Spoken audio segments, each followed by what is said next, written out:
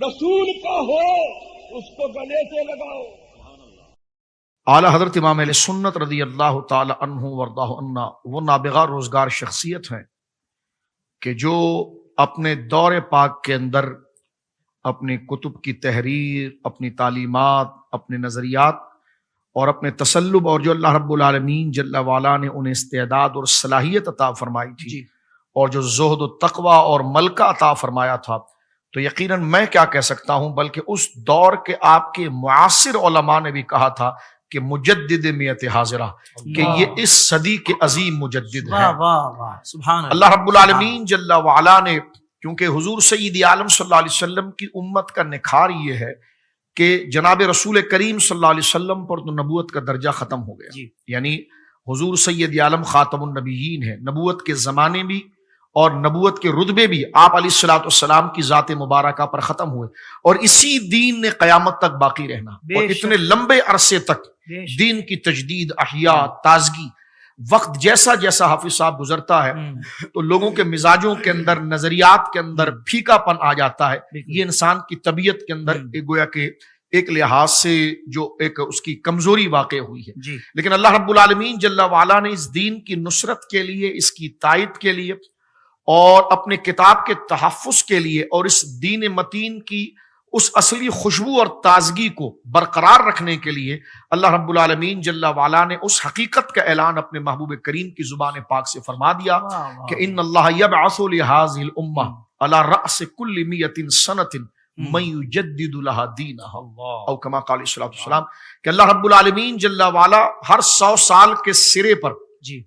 ان اللہ یبعث لہذہ الامہ، اللہ رب العالمین جل وعلا اس امت میں بھیجتا رہے گا ہر 100 سال کے سرے پر ایسے مرد حق کو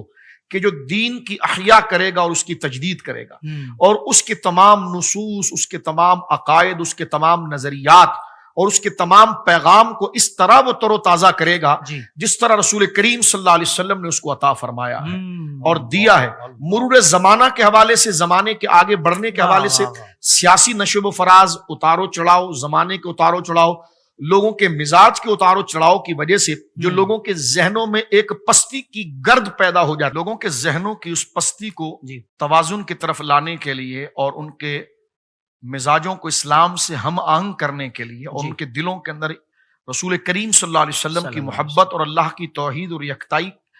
کے شوق کے جذبے کو پیدا کرنے کے لیے اور اسلام کی اہمیت اور قدر کو پیدا کرنے کے لیے جو بنیادی کام جو اللہ رب العالمین جل وعلا جس ہستی سے لیتا ہے اسی کو مجدد کہا جاتا ہے۔ مجدد کے کئی معنی، کئی مفاہیم، خدمات کے اعتبار سے ایک بڑی وسعت ہے، لیکن اس کا مقصد یہ ہے کہ وہ تنہا وہ کام کر جاتا ہے جو پوری جماعت علماء نہیں کر سکتی، جو اور مفکرین نہیں کر سکتے۔ تو اسلام کے مقابلے پر جو بھی فکر کھڑی ہوتی ہے وہ قرآن و سنت کے ساتھ انتہائی توازن،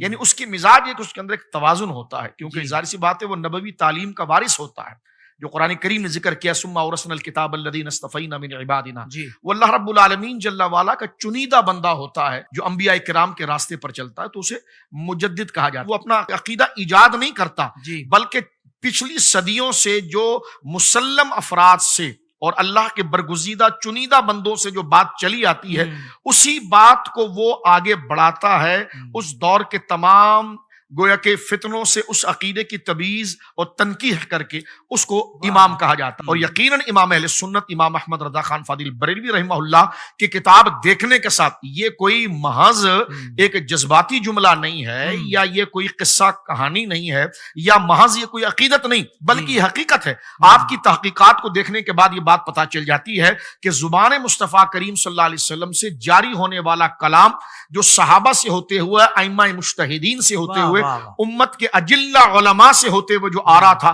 وہ اپنی اصل شکل کے ساتھ اگر کہیں دور کے تقاضے کو بالکل دیکھتے ہوئے جو اپنی اصل شکل کے ساتھ کہیں پر موجود ہے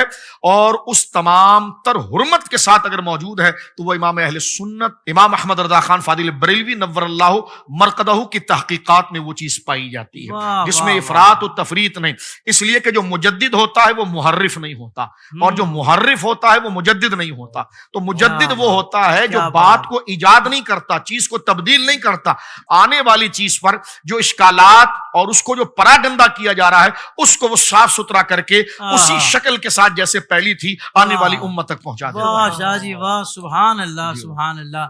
مطلب کتنا جامع تعارف آپ نے فرمایا ہے۔ میں سمجھتا ہوں کہ ناقدین کے بہت سارے سوالوں کا جواب بھی اس کے اندر آ گیا